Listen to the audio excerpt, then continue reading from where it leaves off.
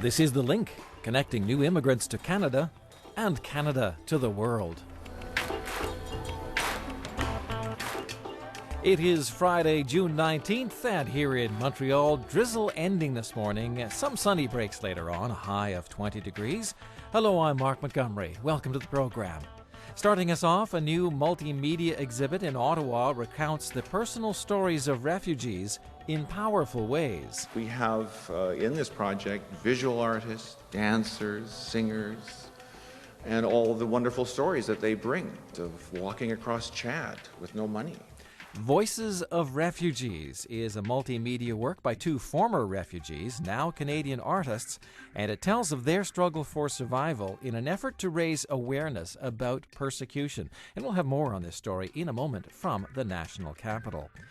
Tomorrow is World Refugee Day, and to commemorate this event, a new multimedia presentation was unveiled by Citizenship and Immigration Minister Jason Kenney earlier this week on Parliament Hill.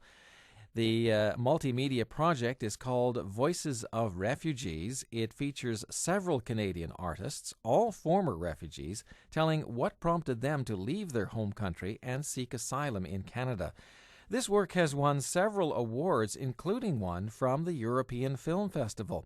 With the details, we now join our reporter in the nation's capital, Ottawa. Valerie Morin joins us. Hello, Valerie. Hello, Mark. So how did this project come to life? Well, Voices of Refugees is the brainchild of husband and wife Graham Thompson and Cheryl Tompolsky. Graham Thompson, a member of the Métis Nation of British Columbia, has produced and directed more than 100 videos featuring Aboriginals, people from the Philippines, Afghanistan, and from Africa. With Voices of Refugees, he wanted to show that refugees are not faceless statistics, but real people with talents and with real needs. This is a multimedia project. It involves a very diverse group of Canadians, Aboriginals, Central Americans, Central Asians, Africans, Eastern Europeans.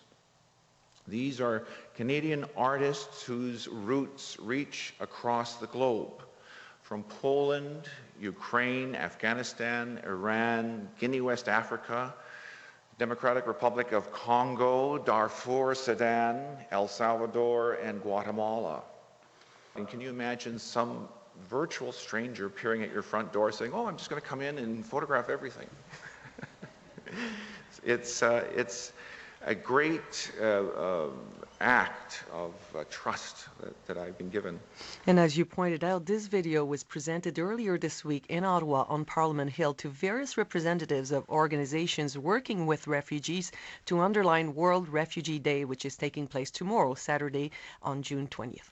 Well, Valerie, who are the refugees that are featured in this film? Well, they come from all over the world, from South America, Africa, and Asia. Some have survived the torture chamber, like Victor from El Salvador. Others fled civil unrest and war in their home country, like Hamid from southern Sudan. I caught up with Tito Medina, who was just a kid when his songs got him into trouble in his home country, Guatemala. After fleeing Guatemala, he lived in several countries, Nicaragua and Mexico, before settling in Canada. That was back in 2003. When he was approached to take part in Voices of Refugees, he readily accepted. Basically, I got involved in the students' leadership, when I was in secondary school. I started to sing songs about what was happening in my country when I was 12 years old. That's why I started to become a target at that age. I have two brothers that are still missing, disappeared. My mom was heavily tortured, both by national forces and for international advisors. And Guatemala, unfortunately, after certain years, after we signed the peace agreements, after 36 years of war, is still a country that produces refugees. One example is, like I said, there are mining companies, some of them Canadian, that have small armies locally, and they force the people out of their communities in order just to extract gold or nickel or something. We need to learn to forgive, but we don't have to forget. Now, the cultural activist has not let go of his revolutionary singing. He has initiated the Cross-Cultural Sound Exchange, a production studio which is providing recording opportunities to newcomers. Is there any indication that Canada may welcome more refugees this year than before? Well, the question was put to the Canadian Minister of Immigration and Citizenship. He was there, present at the event, and since World War II, Canada has welcomed more than 1 million refugees. Canada is a home for hundreds of thousands of victims of persecution, and this year we will be receiving over 12,000 people for resettlement, in addition to those who are landed that make asylum claims here. And in this year, we've also announced, effectively, our government is quadrupling the number of refugees we're receiving from the Middle Eastern region, principally fleeing violence in Iraq over the past few years, that are looking for a new and peaceful home. Tonight, I'll be welcoming at the Ottawa airport a family of Vietnamese who have been stuck in the Philippines ever since they left Vietnam as boat people in 1979 as part of our resettlement of over 250 of these people. So this all represents, this exhibit, today's celebration, Canada's best tradition of humanitarian resettlement. But what the minister is concerned about are false refugee claims, and he says Canada will get tougher on these cases.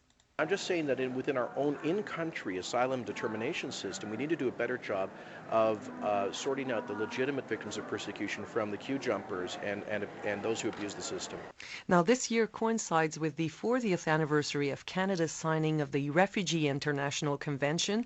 The convention was approved at the United Nations in 1951, followed with a protocol in 1967 to remove geographical limits. 2 years later, in 1969, Canada signed the convention, and despite the fact that there are now 147 countries signatories to the convention, there are still an estimated 42 million people who are uprooted by conflict and persecution and thereby forcibly displaced worldwide, awaiting a solution, Mark. Valerie, thank you very much for this. You're welcome.